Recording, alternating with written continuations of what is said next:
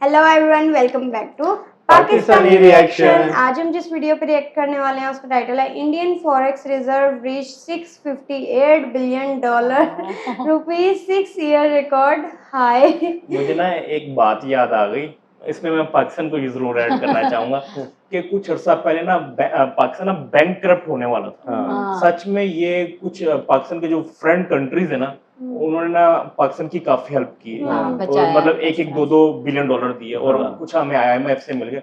Just imagine हमारे पास 3-4 अरब dollar रह गए थे ऐसे ही हमारे फॉरेन जो फॉरेक्स रिजर्व है ना, और इंडिया के ऑलमोस्ट 58 बिलियन डॉलर।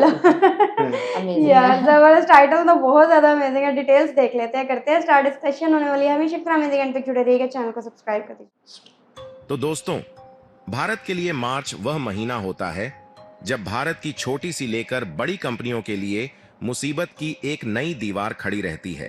और इस महीने में सभी कंपनियों को टैक्स, कर्मचारियों का हिसाब और बाकी का खर्च झेलना रहता है। इसलिए कुल मिलाकर कंपनियों के सिर के ऊपर खर्च का बोझ काफी ज्यादा होता है। इसी तरीके से भारत के ऊपर भी और RBI पर इस तरीके का काफी बोझ होता है। इसलिए आमतौर पर मार्च महीने में भारत का फॉरेक्स रिजर्व भंडार काफी ज्यादा नहीं बढ़ पाता है। लेकिन इस बार तो भारत ने इतिहास बदलना ही शुरू कर दिया है और खबर निकल कर आ रही है कि लगातार तीसरे हफ्ते भी भारत का विदेशी मुद्रा भंडार लगभग $4.5 बिलियन की उछाल लगाते हुए $658 बिलियन पर पहुंच चुका है। यहाँ पर न सिर्फ भारत के विदेशी मुद्रा भंडार ने टहलका मचाया है, बल्कि गोल्ड रिजर्व लगातार बढ़ने के साथ साथ खबर निकल कर आ रही है कि भारतीय रुपए ने ऐसी शानदार जीत हासिल की है कि पिछले 6 साल के रिकॉर्ड टूट गए। और जो रुपया अभी तक डॉलर के सामने कमजोर होता जा रहा था, वही रुपया डॉलर से भी दोगुनी रफ्तार में मजबूती पकड़ना शुरू कर चुका है। पूरी डेवलपमेंट क्या है, इस वीडियो में समझते हैं। लेकिन आगे बढ़ने से पहले भारत का विदेशी खजाना, गोल्ड रिजर्व और साथ ही भारतीय रुपए ने भारत के झंडे को आसमान की ऊंचाइयों पर लहराना शुरू कर दिया है। उसके लिए आगे बढ़ने से पहले इस वीडियो को एक लाइक करके चैनल को सब्सक्राइब जरूर कर लीजिए, क्योंकि यह आपके लिए तो 1 सेकंड का काम है, लेकिन इससे हमारी काफी बड़ी मदद होती है।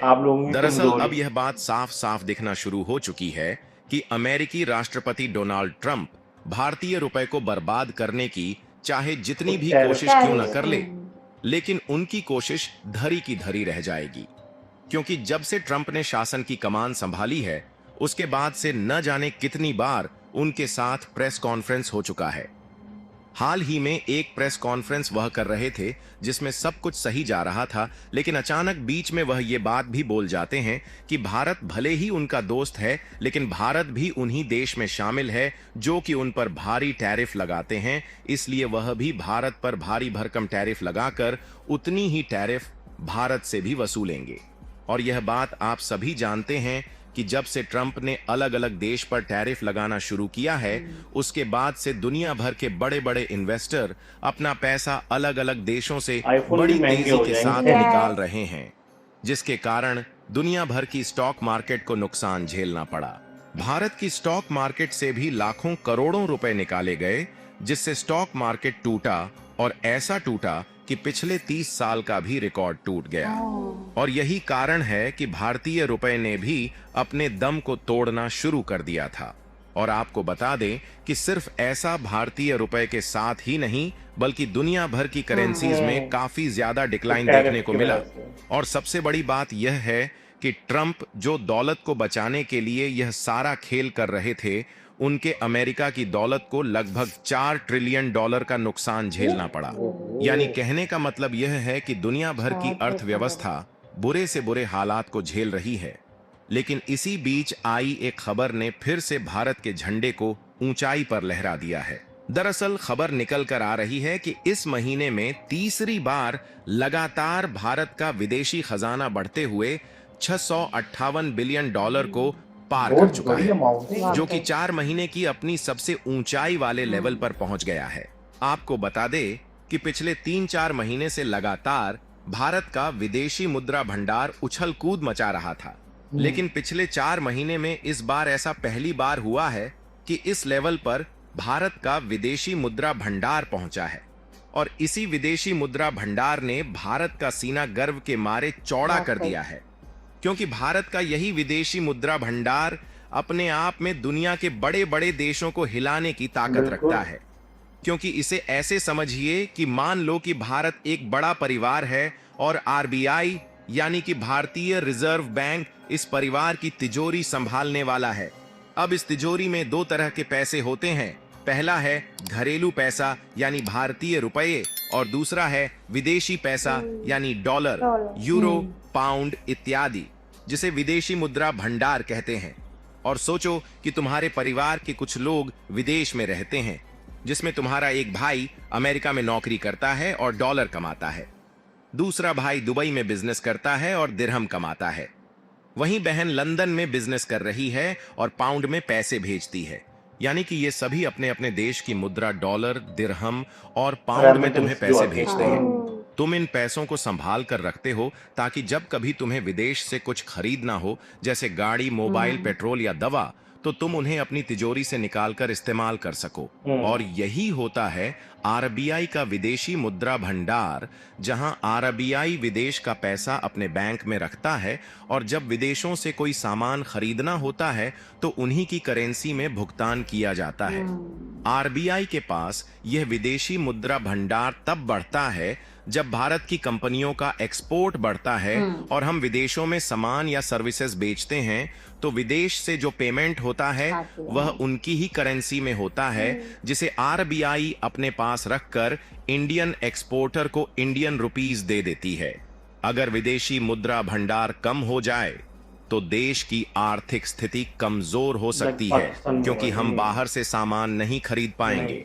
इसलिए आरबीआई इसे संभाल कर रखता है, जैसे एक समझदार परिवार अपनी सेविंग्स संभाल कर रखता है। लेकिन आम तौर पर होता यह है कि मार्च के महीने में फॉरेक्स रिजर्व बहुत ज्यादा नहीं बढ़ता, क्योंकि यह फाइनेंशियल ईयर का अंतिम महीना होता है और इधर कंपनियों का खुद का खर्च ही ज्यादा होता है।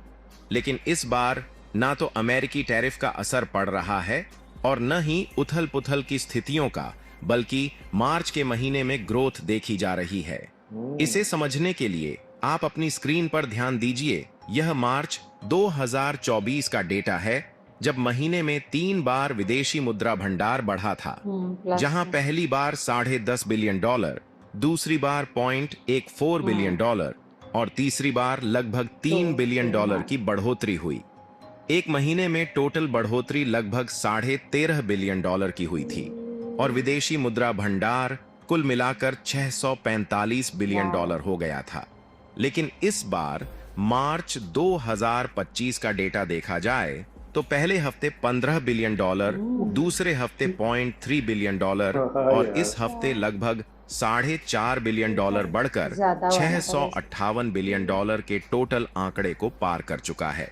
और ध्यान देने वाली बात यह है कि पिछले मार्च में लगभग $13 बिलियन की बढ़ोतरी हुई थी, लेकिन इस मार्च में इसका 1.5 गुना ज्यादा लगभग $20 बिलियन की बढ़ोतरी देखी गई है।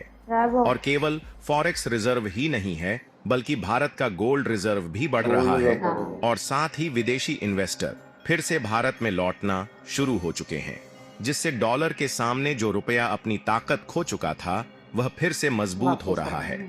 डॉलर के मुकाबले इस तरीके से अपना दम भारतीय रुपया दिखा रहा है कि इसने पिछले 6 सालों के रिकॉर्ड को तोड़ दिया है और जो रुपया 87.5 रुपए प्रति डॉलर को पार कर चुका था, वही रुपया अब 85.5 रुपए प्रति डॉलर आ चुका है। मार्च में अब तक अमेरिकी करेंसी की तुलना में रुपया 2% से अधिक बढ़ चुका है, जो कि नवंबर 2018 के बाद स्वदेशी मुद्रा का अब तक का सबसे अच्छा प्रदर्शन है। फिलहाल आपको क्या लगता है, अमेरिकी टैरिफ की धज्जियां उड़ाते हुए भारत का फॉरेक्स रिजर्व इसी तरह लगातार बढ़ता रहेगा या नहीं? अपनी राय कमेंट में जरूर बताएं और इस वीडियो को एक लाइक करके अपने मित्रों तक शेयर जरूर करें ताकि उन्हें भी जानकारी मिल सके। इसी तरह और भी नॉलेजेबल वीडियो देखने के लिए चैनल को सब्सक्राइब करके बेल आइकन को ऑल पर जरूर सेलेक्ट करें। सबसे पहले वो क्या कहते हैं, बधाइयाँ हाँ शुरू जी। करें कि शुभकामनाएं। $660 बिलियन, मतलब एक तरफ पाकिस्तान $1 बिलियन को जो तरस रहे होते थे, IMF के पास जा रहे हैं, वर्ल्ड बैंक के पास जा रहे हैं, या जो हमारे वो ब्रदरहुड है उनके पास जा रहे होते थे कि यार कहीं बैंकक्रप्ट ना हो जाए, क्योंकि इससे ये होता है कि आपके पास इंपोर्ट के लिए पैसा नहीं होता। बिल्कुल, अगर आपने रॉ मटेरियल चाहिए, तो रॉ मटेरियल आएगा तो आप कुछ चीजें बना पाएंगे, उसके बाद एक्सपोर्ट करेंगे, तब पैसा आएगा।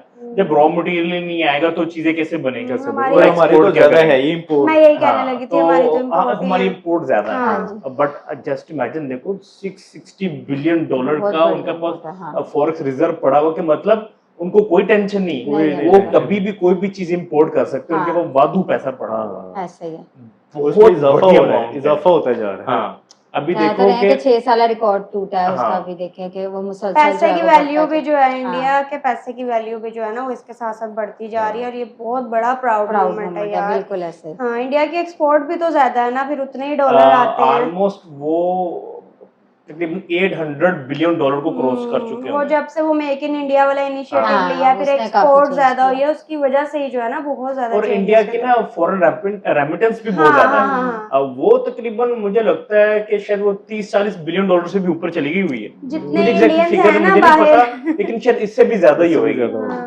तो मतलब मुझे लगता है शायद $100 बिलियन भी हो सकती है। उनका तकरीबन $8-10 बिलियन हर मंथ आता है फॉरेन रेमिटेंस। और फिर जब ये इस तरीके से जो फॉरेन इन्वेस्टर्स है ना, वो ये देखते हैं तो फिर वो भी आते हैं, इन्वेस्ट करते हैं हाँ आपके जी, मुल्क में, बिल्कुल। उसका भी आपकी इकोनॉमी को बड़ा जो है वो फायदा होता है। जाहिर बात वो है, उन्होंने जब बताया भी है वीडियो में कि अब इन्वेस्टर्स पे अप्रोच जो है जब पॉलिटिकल वो क्या कहते हैं स्टेबिलिटी Stability रहती है, तो हाँ। चीजें बड़ी स्मूथली चल रही इनके होती है। डायरेक्शन ठीक है, इंडिया की जो है वो प्रोग्रेस नजर आ अच्छी रही है। होती है ना, स्टेप बाय स्टेप इस तरीके से। डायरेक्शन खाली ठीक नहीं है, प्रोग्रेस की हाँ। रैपिड जो हाँ, प्रोग्रेस है rapid। ना, उसकी तरफ चल रही है। बहुत जबरदस्त रही वीडियो।